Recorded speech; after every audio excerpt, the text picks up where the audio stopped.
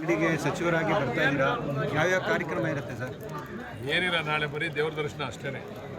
ಸೋಮೇಶ್ವರ ಸ್ವಾಮಿ, gate ಕಡೆ ಗಣಪತಿ, ರಂಗನಾಥ ಸ್ವಾಮಿ ಮತ್ತು ನಮ್ಮ ದತ್ತಾತ್ರೇಯ ದೇವಸ್ಥಾನ ಇಷ್ಟಿಗೆ ಅಷ್ಟೇ. ನಾಳೆ ಅಲ್ಲೇ ಇರ್ತೀನಿ, ನಾಡ್ದು ಅಲ್ಲೇ ಇರ್ತೀನಿ. ಬೆಳಿಗ್ಗೆ ಭಾನುವಾರದಿಂದ ಮಧ್ಯಾಹ್ನದವರೆಗೂ ಅಲ್ಲೇ ಇರ್ತೀನಿ. ಮಧ್ಯಾಹ್ನದ ಮೇಲೆ ಊರಿಗೆ ಹೋಗ್ತೀನಿ.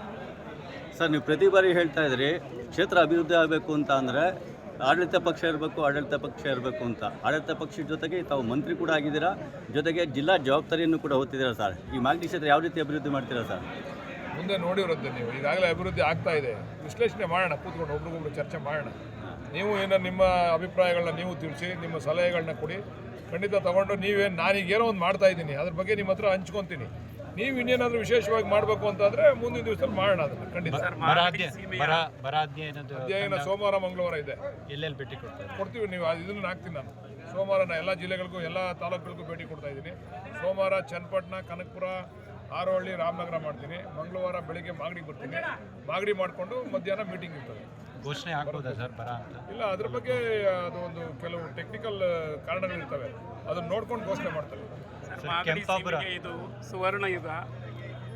ಕೆಂಪೇಗೌಡರ ಸ್ಮಾರಕಗಳ ಬಗ್ಗೆ, ಚಾರಿತ್ರಿಕ, ಧಾರ್ಮಿಕ, ಕೃಷಿಕ ಎಲ್ಲವನ್ನ ಅಭಿವೃದ್ಧಿ ಮಾಡ್ತೇವೆ. ಸೋಮೇಶ್ವರ ದೇವಸ್ಥಾನಕ್ಕೆ ಹಣ ಕೊಟ್ಟಿದ್ದೇವೆ. ಈಗ ಸಮಾಧಿಗೆ ಅಭಿವೃದ್ಧಿ ಮಾಡಲಿಕ್ಕೆ ಹಣ ಕೊಟ್ಟಿದ್ದಾರೆ ಸನ್ಮಾನ್ಯ ಮುಖ್ಯಮಂತ್ರಿಗಳು ಡಿ ಕೆ ಸುರೇಶ್ ಅವರು.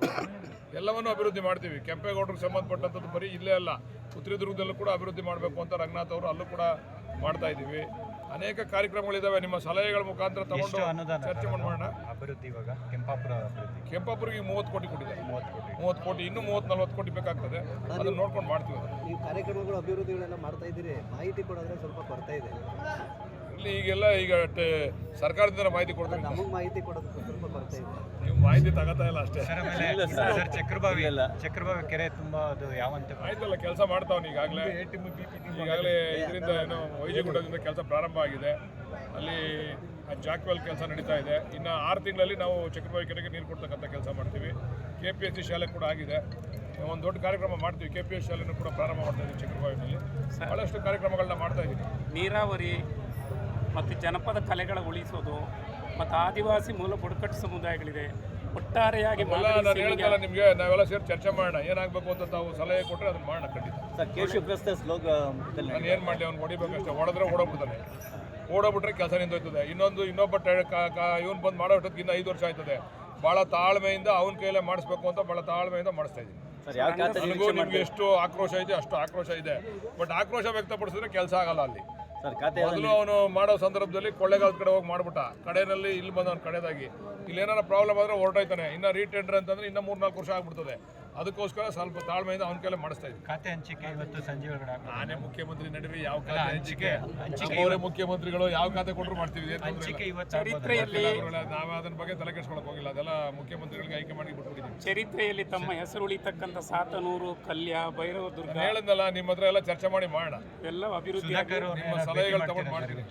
ಸುಧಾಕರ್ ಅವ್ರನ್ನ ಭೇಟಿ ಮಾಡ್ತೀವಿ. ನೆನ್ನೆಲ್ಲ ನಾರಾಯಣ ಸ್ವಾಮಿ ಅವ್ರನ್ನೆಲ್ಲ ಭೇಟಿ ಮಾಡಿದ್ದು. ಇವತ್ತು ಸುಧಾಕರ್ ಅವ್ರ ಮಧ್ಯಾಹ್ನ ಭೇಟಿ ಮಾಡ್ತಾ ಇದ್ದೀವಿ. ಅಸಮಾಧಾನ ಈಗ ನನಗೆ ಕೊಡದೇ ನನಗಿಲ್ಲದೆ ಇದ್ರೆ ನಮ್ಮ ಹಿಂಬಾಲಕರಿಗೆ ಅಸಮಾಧಾನ ಇರ್ತಿರ್ಲಿಲ್ವಾ? ಹಿಂಗೆ ನ್ಯಾಚುರಲ್ ಅದು. ಮನುಷ್ಯನ ಅದು ಬಂದಿರತಕ್ಕಂಥ ಗುಣ, ಮನುಷ್ಯನಿಗೆ ಬಂದಿರತಕ್ಕಂಥ ಗುಣ ಅದು. ಅದರಿಂದ ಏನು ಆಗಲ್ಲ, ಸಮಸ್ಯೆಗಳು ಬಗೆಹರಿತವೆ. ನಾವೆಲ್ಲರೂ ಇಲ್ಲಿ ಪ್ರಾಬ್ಲಮ್ ಏನು ಅಂತಂದರೆ ಎಲ್ಲ ಶಕ್ತಿ ಇರೋರೇ ಗೆದ್ಬಿಟ್ಟವ್ರೆ. ಆದರೆ ಮಂತ್ರಿ ಮಾಡ್ಬೇಕಾಗಿರೋದು ಬರೀ 33 ಜನ ಮಾತ್ರ.